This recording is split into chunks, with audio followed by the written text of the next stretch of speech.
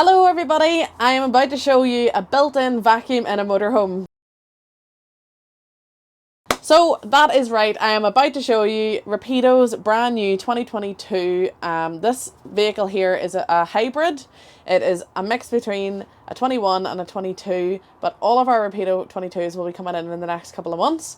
So we got a little bit of an insight into what we are going to see, and that is a built-in vacuum in this motorhome, and it's just down here.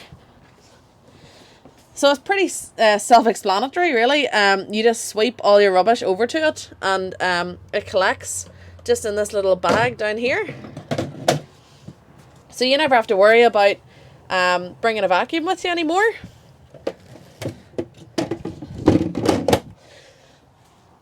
Now, I just thought for this Sheila Show Me, I would just show you some little quirky things. That's pretty quirky.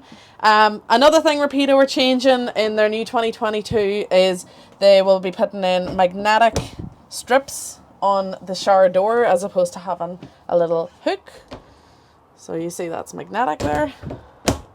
Just clicks in place. And of course I'll give you a wee nosy in this motorhome as well.